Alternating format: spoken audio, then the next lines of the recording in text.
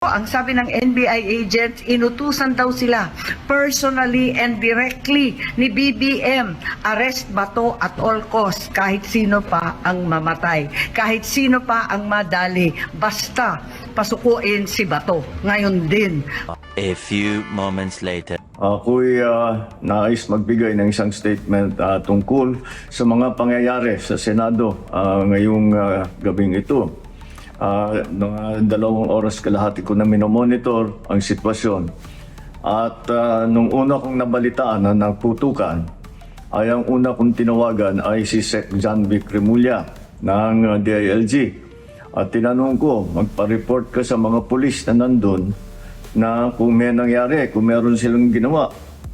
At tapos ang sunod na tawag ko naman ay sa NBI. At tinanong ko sa mga NBI at Director Matibag, kayo ba ay pumasok sa Senado? Sabi niya, wala kang instruction. Ang sabi sa akin, wala kang instruction, sir.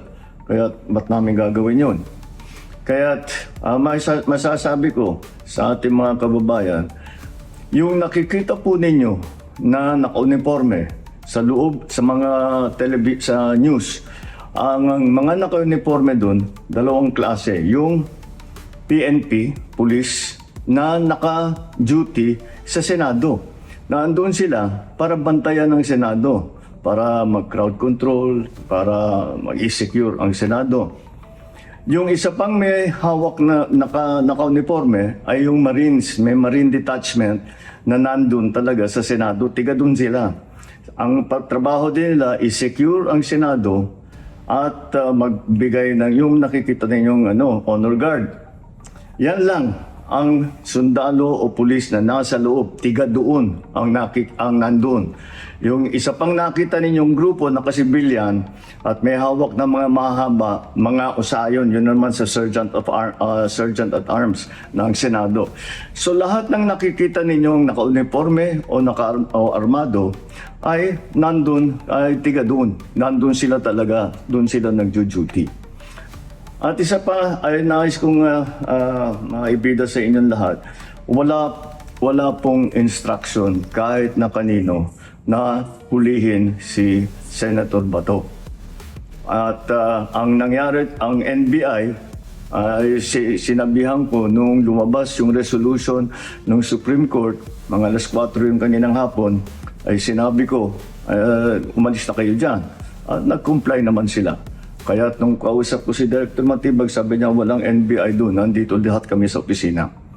At ayun po, ay nais kong mapaalam na sa lahat ng ating mga kababayan, itong pangyayari na ito, ay tayo maging kalma lang po.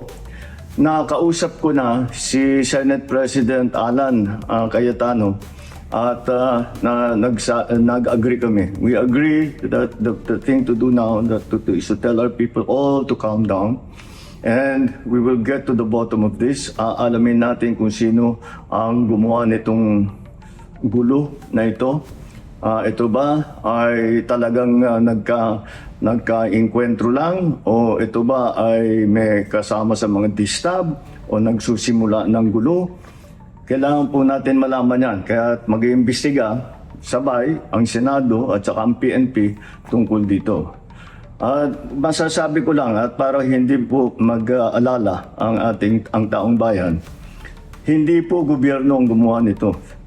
Walang pumasok na tigalabas na sundalo, na militar, na NBI sa Senado.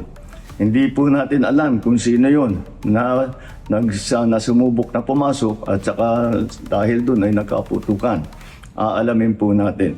At kinukuha po natin, kinukulikta natin ngayon lahat ng ebidensya na nandiyan.